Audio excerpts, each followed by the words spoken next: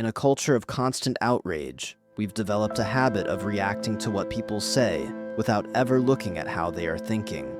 We've lost the art of the argument, and I don't mean arguing in the sense of a shouting match. I mean the structural process of reaching a conclusion based on evidence. It feels like most debates today are just two people throwing conclusions at each other. There's no middle ground because there's no shared set of rules. Exactly, but those rules exist. We call them the laws of logic. They are the universal physics of thought. To find clarity on any subject, you have to understand the architecture. A sound argument is like a bridge. It requires premises, verified starting points, and a logical path that leads inevitably to a conclusion. So if the starting points are true and the path is straight, the conclusion is unavoidable. That seems simple enough in theory, but why does it go wrong so often in practice? It goes wrong because of what we call a fallacy. In logic, a fallacy is a specific, identifiable flaw in the structure of an argument. It's a point where the reasoning breaks down. If the argument is a bridge, a fallacy is a structural fracture. So it's not just about being wrong about a fact, it's about the bridge itself having a crack in the foundation. Precisely. Think of a structural engineer. It's not enough for them to know how to build a blueprint that should work. Their real value lies in their ability to look at an existing structure and spot a hairline fracture or a weight-bearing error that others might miss. They study failures, not because they love disaster, but because understanding exactly where a structure breaks is the only way to ensure the one you're standing on is actually safe. So if I can't spot these fallacies, I might be standing on a bridge that's about to collapse without even knowing it. That's the risk. Studying fallacies is the stress test for our own thinking. It's about intellectual self-defense. We learn to identify these bad arguments so we don't accidentally build our lives on a foundation that defies the laws of logic. To find the truth, we have to be able to see exactly where the reasoning snaps under the weight of reality. Alright, so if a fallacy is a structural fracture, what's the most common one? Where do people usually trip up first? The most fundamental break is the non sequitur. It's Latin for "it does not follow." In our bridge analogy, this is where the road simply stops in midair. You have a solid support beam, a true fact, but the road doesn't actually lead to the conclusion you're claiming. So you're saying someone can start with a perfectly true statement, but then just jump to a conclusion that isn't connected to it?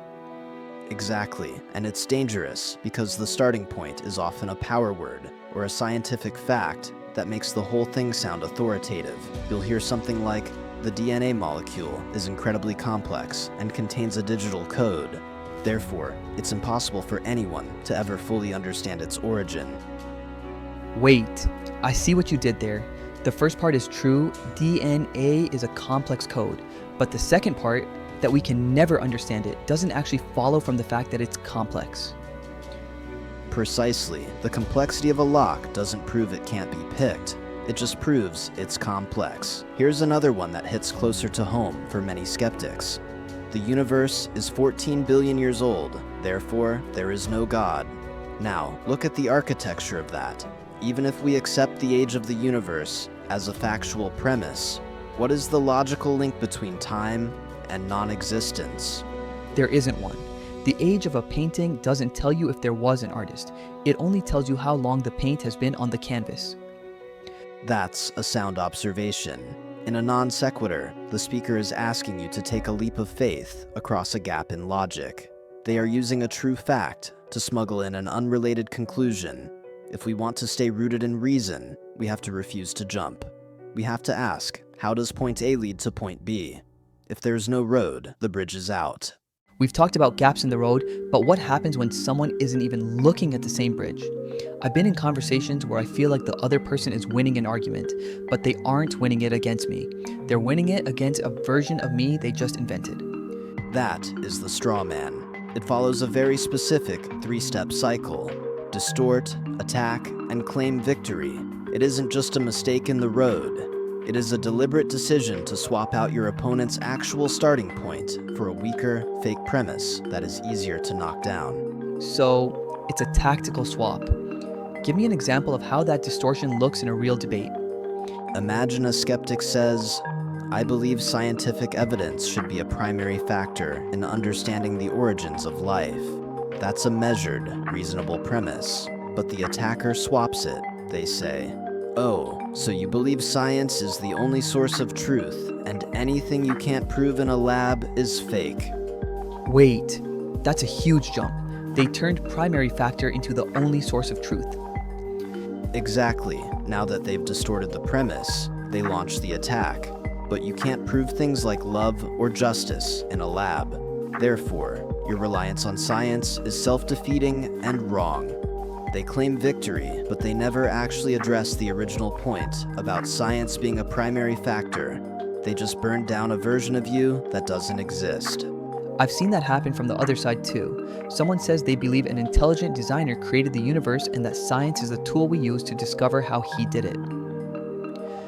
And the straw man response is, "So you think God did it is a scientific explanation that replaces the need for research?" They've changed a philosophical claim about origins into a bad scientific claim about mechanics. They then correctly point out that "God did it" isn't a peer-reviewed scientific paper. They've successfully refuted a God of the gaps argument, but they haven't touched the actual premise of the person standing in front of them. It's a hollow victory. If you have to lie about what someone believes just to beat them, you haven't actually engaged with the truth. Precisely. If we value the truth, we should do the exact opposite. In logic, we call it the steel man. Instead of attacking the weakest possible version of an argument, you try to build the strongest possible version of your opponent's position. You represent their view so accurately and fairly that they would say, "Yes, that's exactly what I mean." Only when you can defeat the steel man have you actually made progress. It's the intellectual version of the golden rule. Treat your opponent's argument with the same integrity you want them to apply to yours. So we've seen what happens when the road is broken or the foundation is faked, but what about when the person just stops looking at the bridge entirely and starts shouting at the person who built it? That is the ad hominem, Latin for "to the man." It's perhaps the most common sign of a losing argument. When someone realizes they cannot defeat the logic of the bridge, they try to discredit the architect instead. It's a pivot. You move from "is this true" to "is this person likable or moral?" Exactly, and we have to be honest, this tactic is extremely effective. In the public sphere, especially in politics, it's often used as a primary weapon. It's dangerous because it plays on our natural sense of right and wrong. If someone can convince you that the messenger is a villain, your brain instinctively wants to reject their message as poisoned. Right. It feels like a shortcut to justice. If the person is bad, then their facts must be bad too. But logically, that's just not how reality works. Not at all. A person's character or their motivations have no bearing on the truth value of their statement. If a known liar says 2 + 2 = 4, the fact that he's a liar doesn't make the math wrong. But in the heat of a debate, we lose sight of that. I see this used against skeptics all the time. Someone will say, "You only believe in evolution because you want to justify an immoral lifestyle." Even if that were true about that specific person, it doesn't actually address the evidence for evolution. Precisely, and it happens the other way too. A skeptic might say, "You only believe in God because you were raised in a religious home and you're afraid of death." Again, even if that person is afraid, it doesn't answer the question of whether or not God exists. Whether you're attacking a scientist's funding or a believer's psychological state, you've abandoned the search for truth. You're no longer inspecting the bridge, you're just throwing stones at the engineer. It feels like a surrender. If you had a way to prove the bridge was unstable, you'd show the cracks. Since you can't find a crack, you attack the man standing on it. It is a surrender of the mind. To stay reasoned, we must have the discipline to separate the message from the messenger. Truth is objective. It doesn't change based on who is speaking it. If we allow our moral outrage to bypass our logic, we become easy to manipulate. So if the ad hominem is about attacking the architect, what do you call it when someone just changes the subject? You're right in the middle of a point about biology or history, and suddenly they're talking about something completely unrelated from 300 years ago. That is the red herring.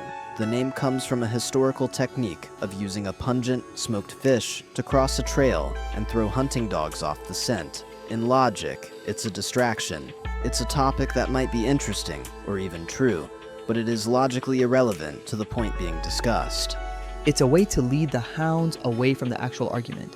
I felt this happen when I ask a specific question about the fossil record or a scientific discrepancy, and the response is, well, look at all the wars caused by atheism in the 20th century.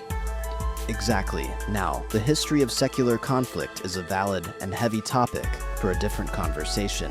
But does the casualty count of a war have any logical bearing on the biological data in a fossil? Not at all. It's a fish thrown on the trail.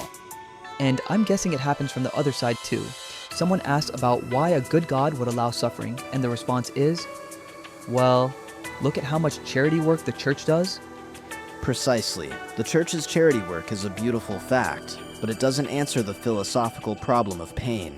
In both cases, the speaker has felt the heat of a difficult question and has decided to create a diversion. If you follow the scent of the red herring, you've lost the argument because you've stopped looking for the truth of the original point. So, how do you handle it? How do you keep the dogs on the trail? You acknowledge the fish and then step over it. You might say, that's an important topic, and I'm happy to discuss it, but it doesn't address the specific point we are making right now. Let's get back to the bridge. Clarity requires the discipline to stay on the trail, even when the air gets thick with distractions. It seems like all these fallacies are just different ways of avoiding the weight of the evidence. Whether it's jumping a gap with a non sequitur, burning a straw man, attacking a person, or following a red herring, it's all about avoidance. That is the heart of the matter. Truth can be heavy. Logic is the tool we use to carry that weight. But there's a final principle we have to understand about the architecture of these bridges. You can actually reach a right conclusion through faulty premises, but a correct premise, followed logically, will never lead to a faulty conclusion. Wait, so you could be right by accident? You could build a bridge out of cardboard and somehow make it across? Exactly. You might hold a belief that happens to be true, but if you reached it through fallacies and broken logic, you have no way of knowing if that conclusion is actually safe. If your foundation is faulty, you're just lucky, for now. But you can't build a life on luck. So, the danger isn't just being wrong. The danger is not knowing why you're right. If I don't examine the bridge, I don't know if it's safe to travel or if it's going to collapse the moment the wind changes. Precisely. This is why we must have the courage to stress test our own beliefs. We examine the architecture, we look for the fractures, and we ensure our premises are verified. When we choose to stay rooted and reasoned, we aren't just looking for answers. We are ensuring that the path we are walking on is actually supported by the reality of the world as it is. The goal isn't just to reach the other side, it's to have a bridge that will hold. That is the pursuit of clarity. It begins with the integrity to look at our own thinking as honestly as we look at the world around us. We don't need shortcuts when we have the truth.